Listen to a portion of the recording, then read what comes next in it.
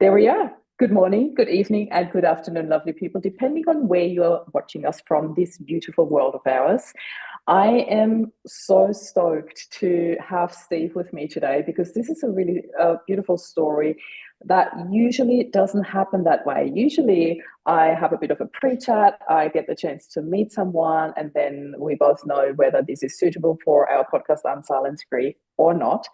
And this time I had a conversation with the lovely Sasha Holder. I have to give her a shout out here because she said, you have to talk to Steve. And the way she talked about you, Steve, I just knew I don't even need a pre chat. I'm going to have you straight on my podcast. And we literally had a couple of minutes to chat before we went live here. And I'm already excited about what's to come. So without further ado, would you do us the honor and to introduce yourself to our audience, please? Welcome. Thank you, Marie. Very happy to be here. My name is Steve Gamlin. I enjoy life as a professional speaker. I'm also a former radio personality and a former stand-up comedian as well. And my current journey is a grief journey since losing my wife, Tina, in early December of last year. Yeah. When I just asked you what would you like to have in a title, you said the Motivational Firewood Guy, and you've also trademarked it. Please tell us the backstory to that before we get into your story. Sure. When I was a brand new speaker, I went to a National Speakers Association meeting in Boston, Mass, in Northeast US, where I live. Mm. And I walked in, and everybody else has a beautiful lanyard with a nice name badge, and I have a sticker that says, "Hi, my name is," and I wrote Steve. And a gentleman said, "What sets you apart?" And I said, "I like to motivate people." He said, "We all do. What makes you Yeah. different?" And about 4 or 5 minutes later, I finally just threw my hands up and I said, "Don, if somebody's paying to hear me speak, it means they have a spark of something in their heart. And Mm. if I share a tip, a tactic, a lesson, a strategy, or something that inspires them to take an action and create a result, then I've given them motivational firewood." And he went, "Now that is Oh, different and unique." I love And that. I trademarked it way back when for well over $1,000, and I still own it today. That's amazing. I love that. Beautiful story. Yeah. Steve, there's another beautiful story that we're here to talk about. And when I say beautiful, obviously with the title Unsilence Grief, it is rather bittersweet. But today I really want to focus on the beauty of your story. And from what I hear, you said something so beautiful in our very brief pre chat. You were in the top 1% in terms of relationships with your wife, Tina. And I said, how did we never meet? Because that's where Rob and I were as well. So I know that you have a really beautiful love story with Mhm. Tina. Can we start with that? Do you want to give us a bit of a nutshell? How did you meet? Tell us about your relationship. Tell us about your wife. Sure. We actually went to high school together from 1982 to 1986. And in I'm June in of some 86, tissues now. we Sorry. graduated.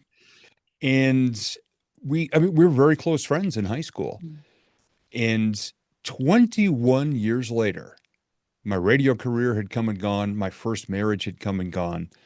And I'd really worked on myself in the early 2000s. I mean, I literally blew my life into a million pieces in my early 30s. Radio career gone, marriage gone, debt tens of thousands of dollars with no full-time job, and Yeah. crawled home to live with family.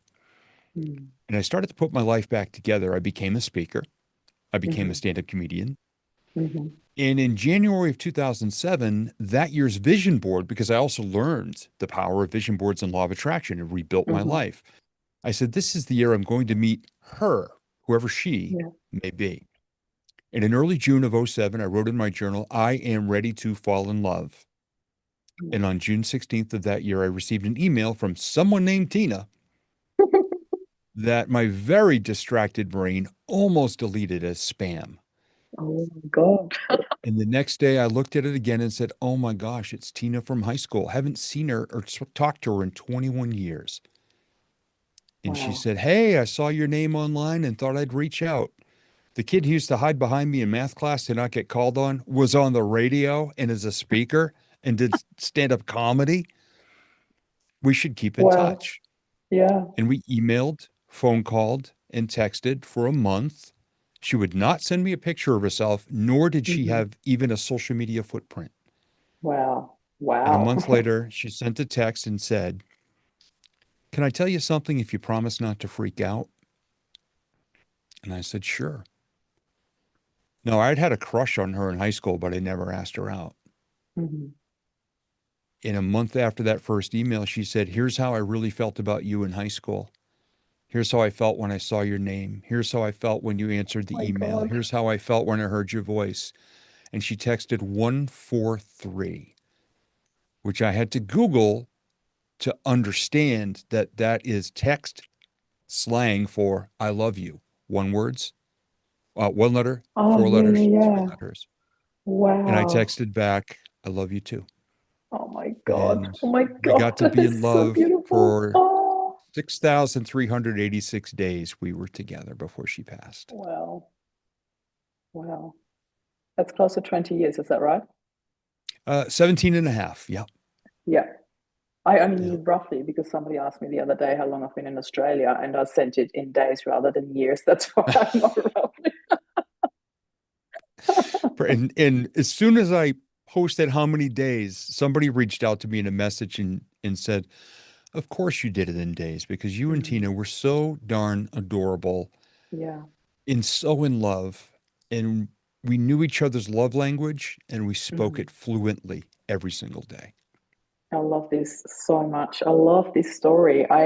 I'm such a sucker for love. I love when I hear stories about that where people meet and then it becomes something so extraordinary that the world is just in awe when they hear that. And like I meant it. I really should have prepared some tissues here, but anyway, I'm so happy that you're here sharing this story.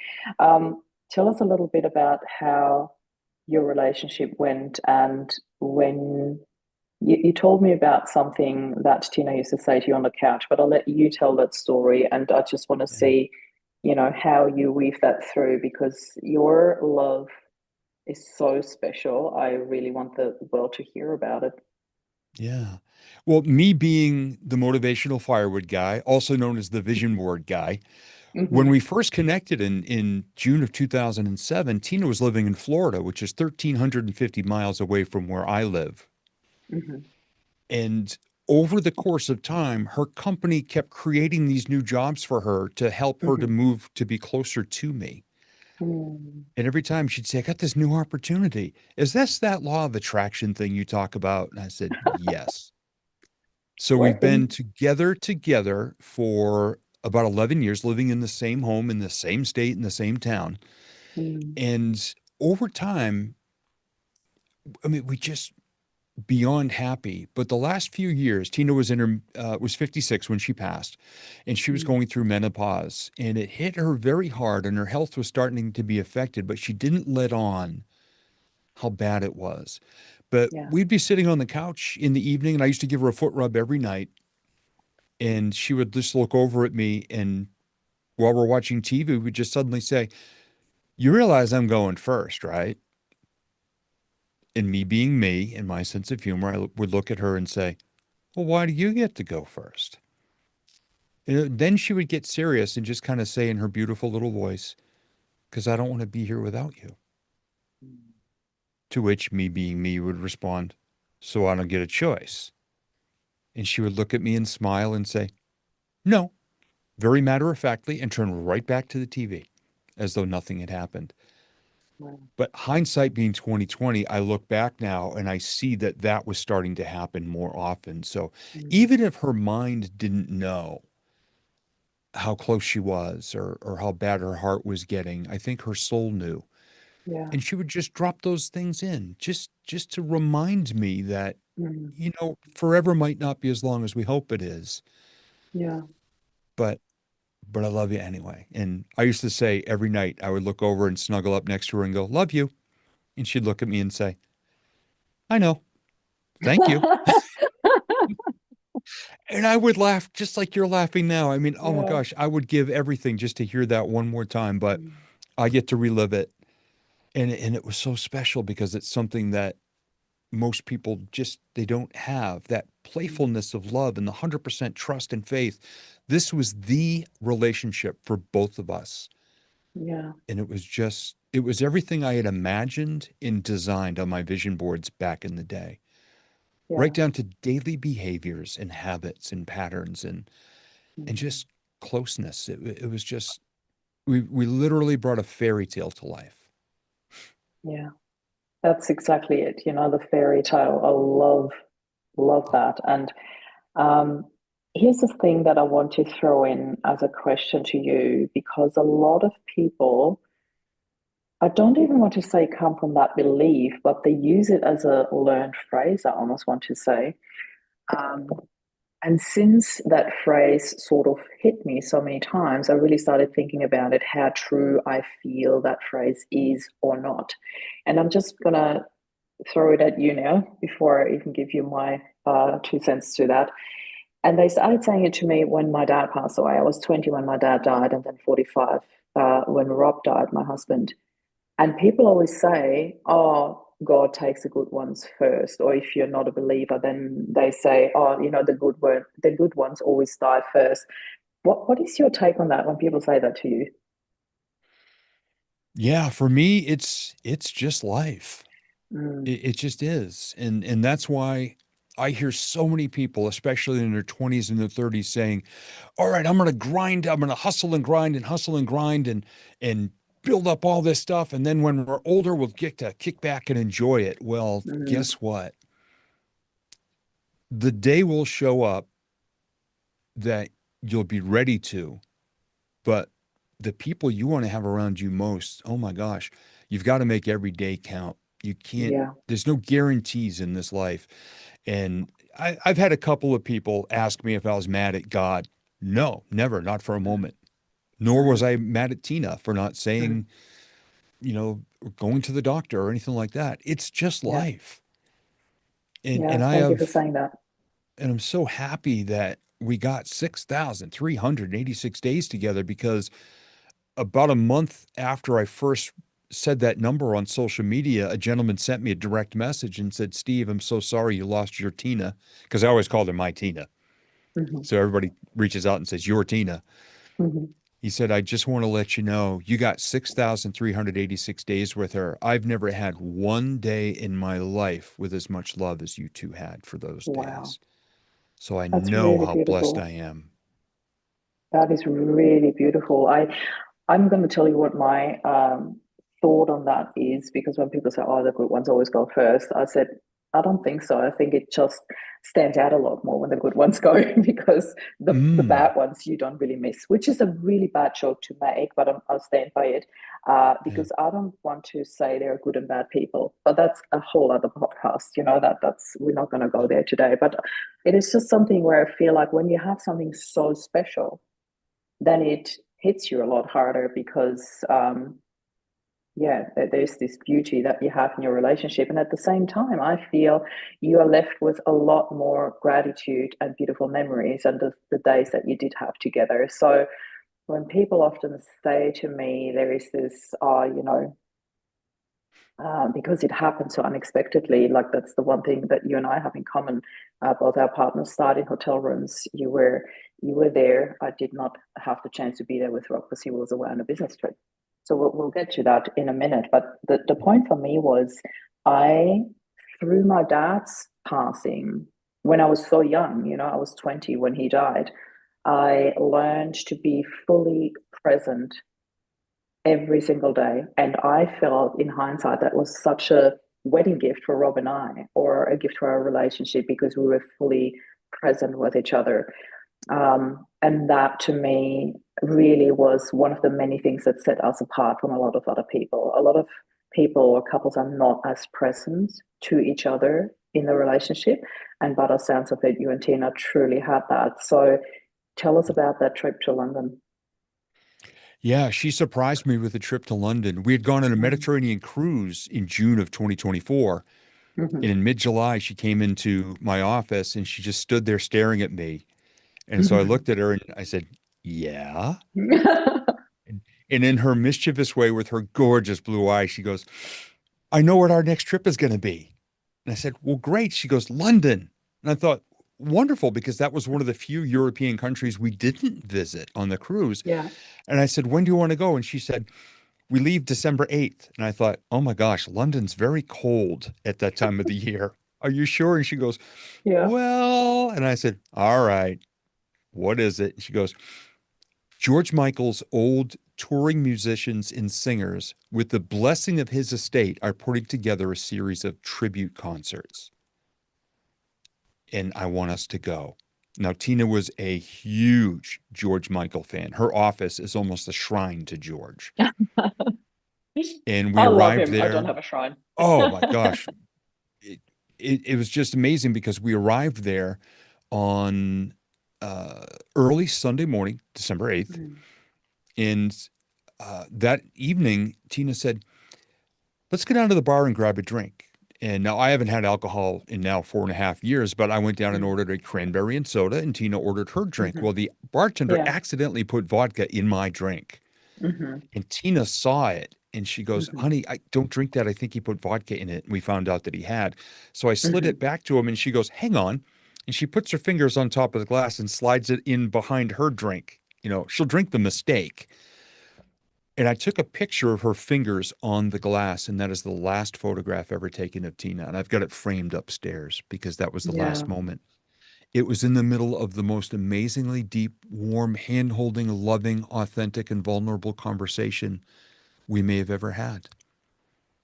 Oh my And we God. both That's were so beautiful. so, it was the perfect final deep conversation. And we revealed each other's vulnerabilities. And it was just amazing. We got to pick each other up in that conversation. Mm. And 12 hours later, we went downstairs for breakfast, came upstairs. Tina said, oh, can you grab my laptop? I have to do a little bit of work. Yeah. So I got her laptop. I went down to the gym and I came back up and she was slumped over, unfortunately, on the couch. She still had a pulse. The Mm. person with medical training from the hotel came running up. She had a pulse while another employee was calling the EMTs. The first employee and I were doing resuscitation efforts, and essentially she died in my arms while I was holding to her and talking to her and crying all over her. But Mm. I'm very grateful that I Yeah. was there because my biggest fear, I mean, I was shaking, just trying to lean against the wall so I could stay standing up while they worked on her for an hour. Yeah. My biggest fear is that she was scared Mm. and that she was alone. And Was they she assured me that conscious it in was that time? no, they were never able to revive her. So they pretty much assured me that it was just something very quick, that she Yeah. didn't feel it, and that it was her heart just slowing down, Okay. and there was nothing that we could do. But I was Mm. very happy, or grateful, I shouldn't say happy. I was grateful I that I understand. got to hold her, and then had, because things are very different in Europe than they are here, her body was in the hotel room with me for 11 hours. So I said goodbye to her so many times over. And the police were wonderful. They have a job to do, but they were so Yeah. wonderfully gentle with me and they understood. And they would give me some time just to be alone with her. I just wanted to ask you And that. That is such a blessing. I know it sounds bizarre for somebody who hasn't experienced that, but I know that you understand what I mean by that. It is yeah, such a sacred time. And I feel that with our culture, with our society, where we are unfortunately way too often, the body is just stripped away and taken from us. And in other cultures, they make a ritual of it to sit with the body, to celebrate the person's life, to be there. And I know and feel that quite deeply what a blessing it is for you to have had the time with her, to have been able to be there for her in her final minutes and hours, and that you had this beautiful conversation the night before. That is just really really beautiful, mm, because the last phone call that I had with Rob, and unfortunately it was just a phone call because he was on the other side of Australia, but the last phone call we had was about love and connection. And he told me this beautiful story about this young couple he met over dinner, and all they talk about was love and connection, and how he raved about me and us and our relationship, and then the next morning he was gone. It is that nothing ever prepares you for that. And yet, in hindsight, I often say when you start looking, you actually do see those nudges, those little things, you know, the little things that Tina said to you on the couch.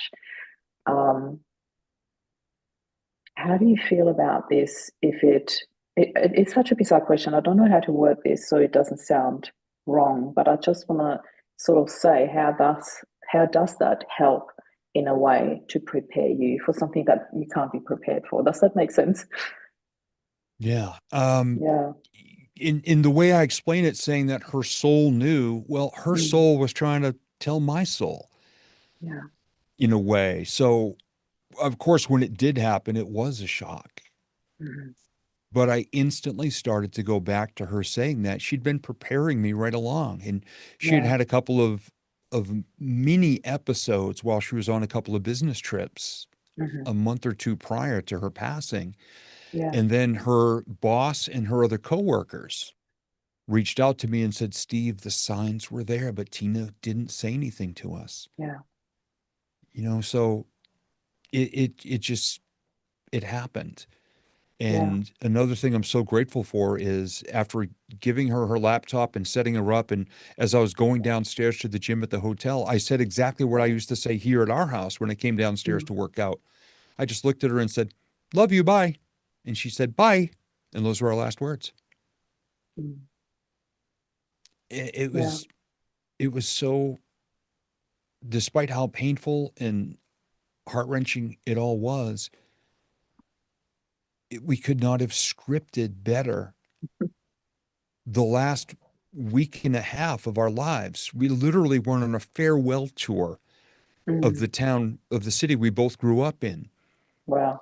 9 days before she died, we Hmm. went to a comedy show to see friends that I Mm. used to perform with. We went to a dinner and we drove around the town because we had 90 minutes we had to fill up, and it was just perfect. Yeah.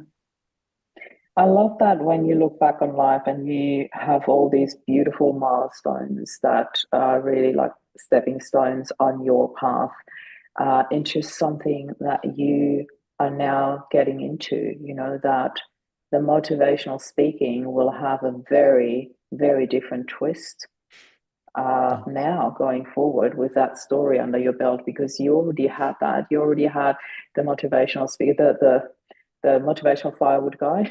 I love that.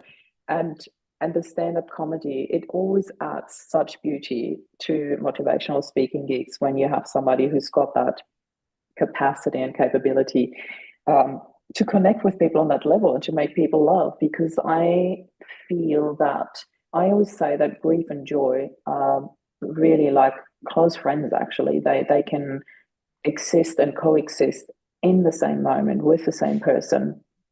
I actually wrote a little story about the three girlfriends, like Chi and Jay, and how they lived with me. And I wrote it as a little children's story because I did a family bereavement session for a family that lost two babies and they had two living daughters um, that were about 9 and 12, I believe.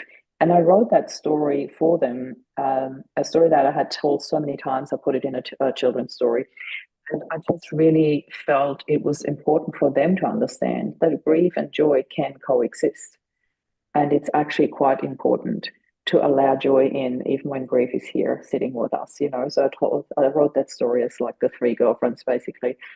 And I only just this morning passed it on to a gentleman who has lost his wife, and they have two girls who are 8 and 10. And I said, please read that story to your girls, you know. So I love having that and thinking about you going forward, Steve. What's your aim? What would you like to do with that? Because you already said that people already nudged you that you've got a story to tell here. Do you want to share from your end?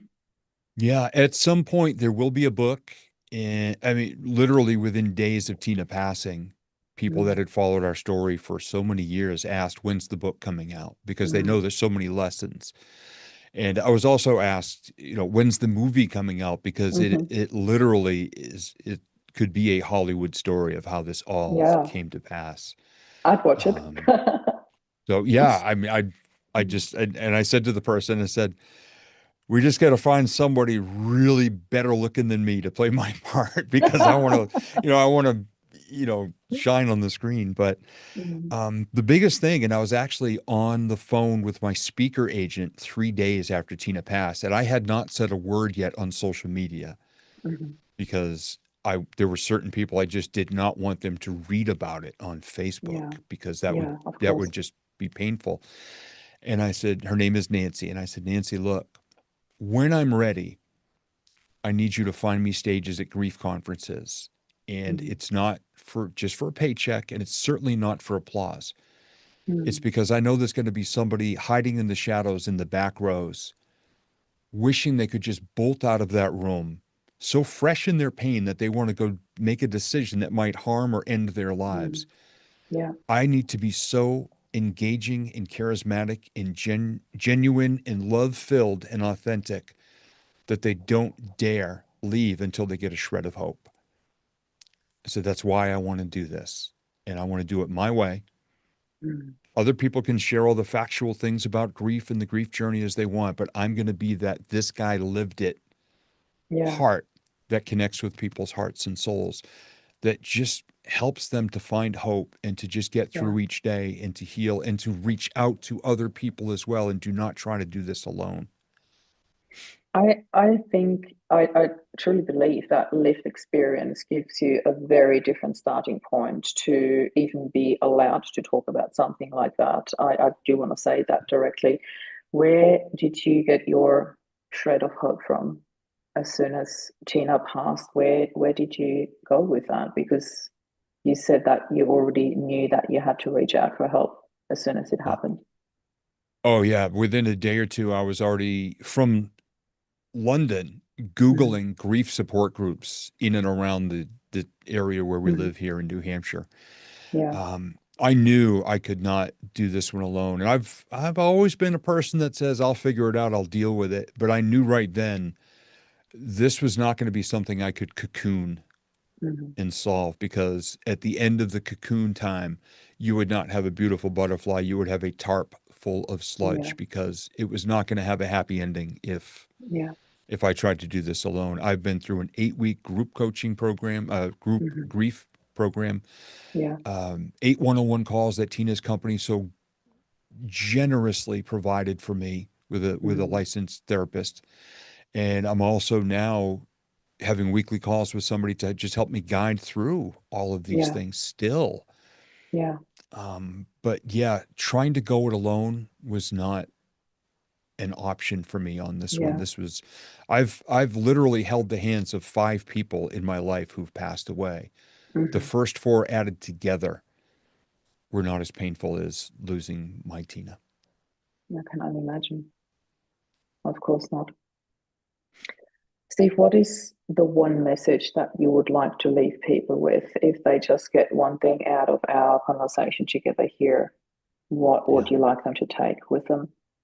Yeah. Whether you're in a relationship or you are mapping and creating your best self for your next relationship, please do not fall for the old rule about how it's 50-50 in a two-way street and all that. When you go in 100-100, I believe that is the math that it takes. You got to know your love language, know your partner's love language, and learn to speak it fluently. When Mm, I got home, I found every note and every card and every little sticky love note that I'd given to Tina in folders in her desk. And those are now yeah. in a collage in a frame on the wall of her Oh, office, because it let me know that we spoke our love language fluently. yeah. And that means the most to me right now. And she's Yeah. still here. She continues to show herself in my life. So she's never very far from Yeah. me. And I'm very, very blessed in that respect. I love that. It's really interesting that you say that as your outro here for our podcast, because that was part of our final conversation. Rob and I, we talk about love languages and how he shared that with the young couple as well. So I love, love, love how this conversation went full circle. And I cannot thank you enough for your spontaneity to be here with me. Like literally a couple of days ago, I talked to Sasha and I said, I've got one slot to fill. I haven't got a speaker yet. I haven't got a guest yet for this particular podcast. And you moved mountains to be here. And I cannot thank you enough. I really really love your story, the love that you had with Tina. So special. And to share it here with me makes it even more special for me. So thank you for being here, Steve. I am And honored. Thank you very much for having me. yeah, and if there is any way that you are sitting here thinking, I need to have this guy on my stage, please come back. We're doing this live here, so it's not in the show notes yet. If you're watching this live, come back within half an hour and there will be a link how you can connect with Steve in the show notes. And for anyone listening and you love this podcast, please hit the subscribe button and the notification bell for weekly episodes of Unsilence Grief. Thank you so much. This is Steve and Marie signing off.